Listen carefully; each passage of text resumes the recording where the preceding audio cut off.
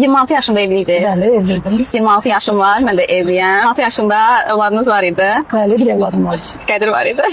Bəli. Mənim hələ ki övladım yoxdur. İnşallah Allah qismət edir. 26 yaşında yoldaşınızın ailəsi ilə münasibətiniz necə idi? Yəni onların yanında rahat idinizmi?